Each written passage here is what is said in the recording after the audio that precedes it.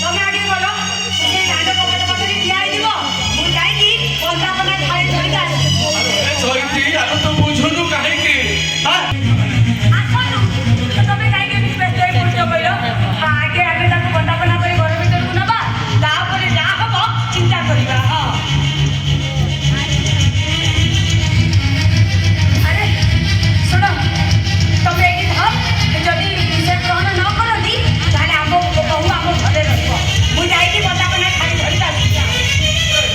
सीता बापा भाई को प्रणाम कर जाओ।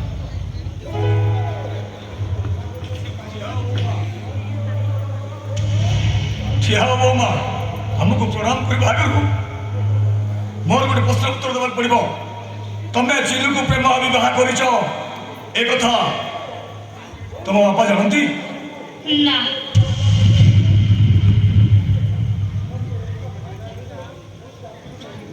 ताहले चिलू ए विषय को काहक भी जणैनी काहे कि ना प्रेम रे जाति न थाए तापरे गोटे झियो पे बापा घर ओढ़े दिनर संपर्क से सब संपर्क माने मो पे किछि भी नहीं आमे गोटे छोट जाति हेले भी हम जाति रे गोटे नीति नियम अछि आमे हेलु अजाति अछुआ ना हे बात रही पारिबनी मोटा शांत जानिले हमको पार्टी में देख लो चिंती कर हाथ दो चिंता करे नहीं हसे से ग्रहण कर लेती काहे कि ना मो पे मो सासु घर बॉयकॉट तमे ए घरे रहिले तम बापा घर को जीवा पाई तमे बापा घर जाई पारिबनी कारण तमे है गोछाई घर बहु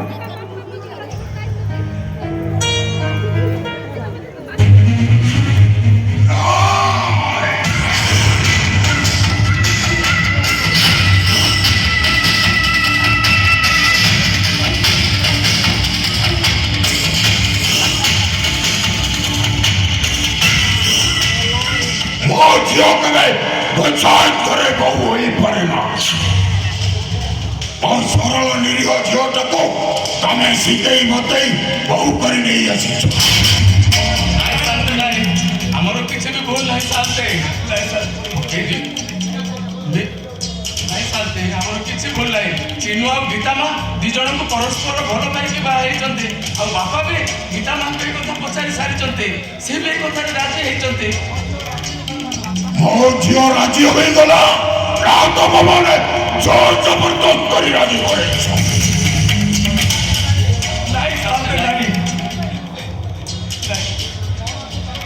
अरे अरे कौन अच्छे तुम जाति अच्छी गोत्र अच्छी गोला वंश बिकिले उठाए भात खाऊ भात आउ जहाँ बिल बाड़ी अच्छी सब मो पाखे बंधा सब बड़ पंडार झील हो मो घर को जीव ना गोसाइत घरे बहु होई रहबू कह गीता कह गीता कह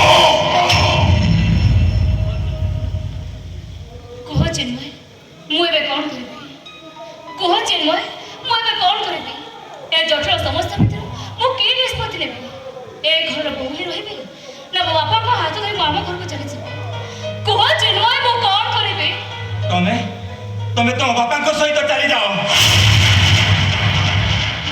चिन्मय बा एते स्पर्धा कर तबे एते शीघ्र तबे तुम निष्पत्ति जणाई देला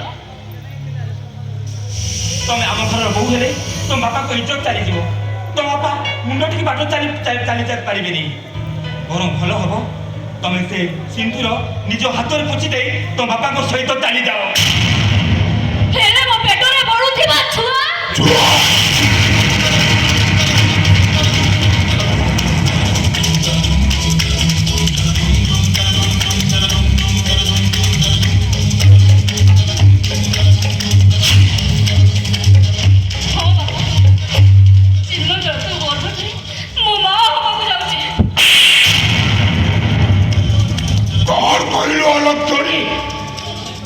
चरित्रहीन गोटे छोट जातिर रक्त को पेटरे धरी तू माँ हेबाकू जाऊछु तू के सब बड़ भंडार मान सम्मान सब माटी रे मिशे देलु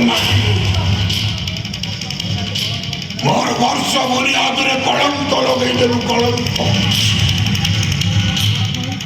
ए पंडा शासन रे मोर बड़ पंडा जात ना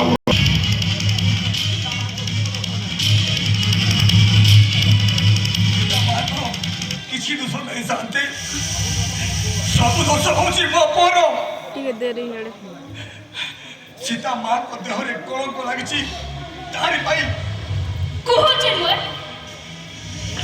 मु एबे कोन करबी कह चिन्मय मु एबे कोन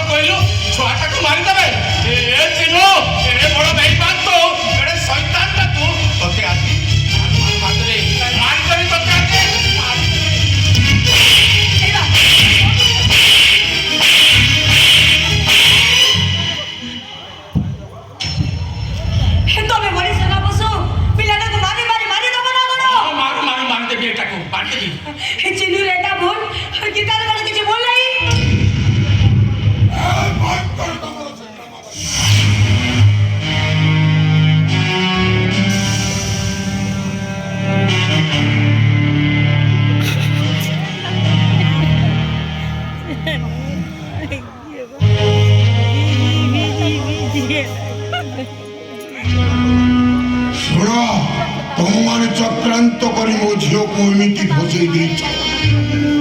ମାତ୍ର 24 ଘଣ୍ଟା, 24 ଘଣ୍ଟା, ମାତ୍ର 24 ଘଣ୍ଟା ଭିତରେ ତମେ ଯଦି ମୋର ଟଙ୍କା ନ ଦିଅ ତାହେଲେ ଚୁକ୍ତି ଅନୁସାରେ ତମେ ଜମି ଚାଷ କରି ଟଙ୍କା ସୁଝିବ। ଆଉ କାଲିଠୁ ପଇସା ମାଇ ପର୍ଯ୍ୟନ୍ତ ମୋ ଜମି ଚାଷ କରିବ। ଜମି ମରିଯିବୁ ଶାନ୍ତି, ଆମେ ମରିଯିବୁ।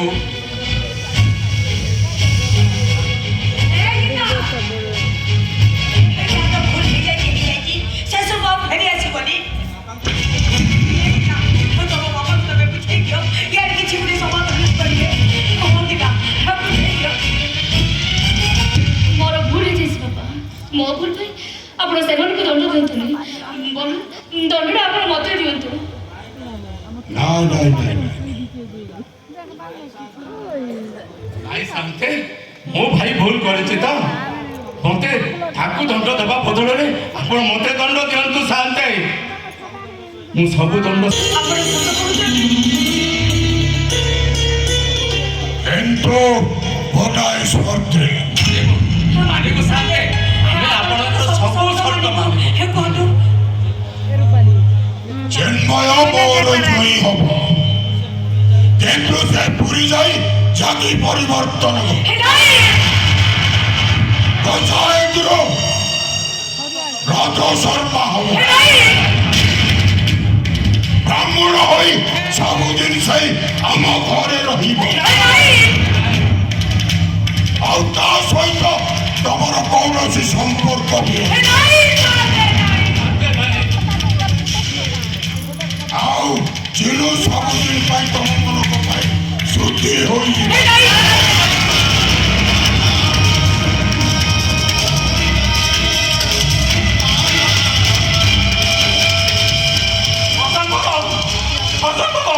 ମାଟି ଆକାଶ କାଟି ହଜେଇ ପାରନ୍ତି, ଗ୍ରହ ସୂର୍ଯ୍ୟଚନ୍ଦ୍ର ଗତି ବଦଳେଇ ପାରନ୍ତି, ଜଗନ୍ନାଥଙ୍କର ନୀତି ପରିବର୍ତ୍ତନ ହେଇଯାଇପାରେ, ହେଲେ ମୁଁ ଜାତି ପରିବର୍ତ୍ତନ କରିବା କୌଣସି ପ୍ରଶ୍ନ ଉଠେ।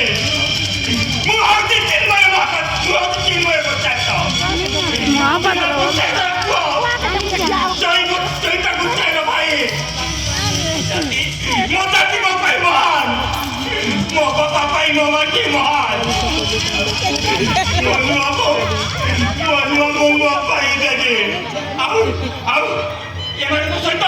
ଏମାନଙ୍କ ସହିତ ମୋର କିଛି ବି ସମ୍ପର୍କ ନାହିଁ। ନାଇଁ ନାଇଁ, କିଛି ବି ସମ୍ପର୍କ ନାହିଁ, କିଛି ବି ସମ୍ପର୍କ ନାହିଁ।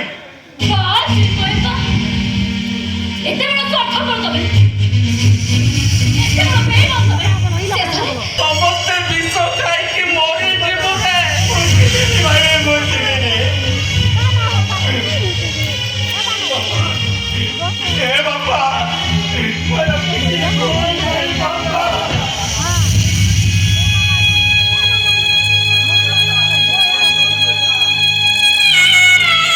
ଚୈତା ମୁଁ ତତେ ଶେଷ ନିଷ୍ପତ୍ତି ଶୁଣେଇ ଦଉଛି।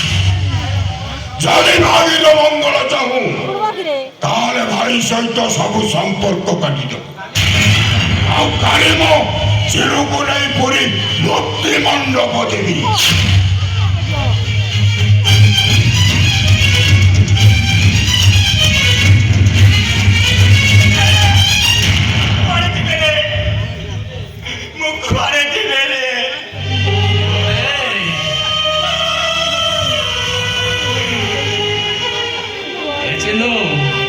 ଛାତିର କଲିଜାଟାକୁ କିଏ କଣ କେବେ ଅଲଗା କରିଦେଇପାରେ?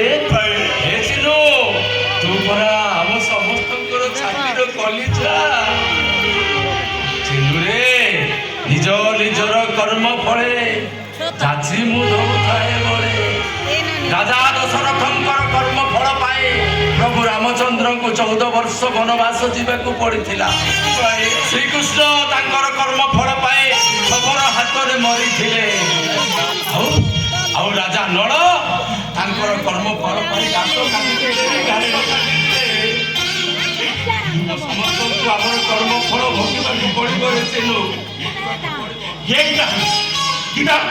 ତମେ ଯାଅ, ମତେ ଥାନାରେ ପଠାଇ ଦିଅ, ମତେ କୋର୍ଟରେ ପଠାଇ ଦିଅ। ହେଲେ ଗୀତା ମୁଁ ତୁମକୁ ଅନୁରୋଧ କରୁଛି ମୋତେ ମୋ ପରିବାରଠୁ ଅଲଗା କରନି ଅଲଗା କରନି ମୋତେ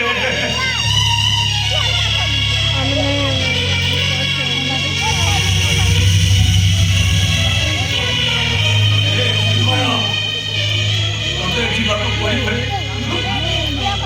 ତା ନହେଲେ ଆମେ ସମସ୍ତେ ବନ୍ଧା ପଡ଼ିଯିବୁ ଆରେ ତୋରି ପାଠ ପଢ଼ା ପାଇଁ ସରିତା ଏ ଘର ଅଧିକ ସବୁ ବନ୍ଧା ପକାଇ ଦେଇଛି କରଜ ସୁଝି ନ ପାରିଲି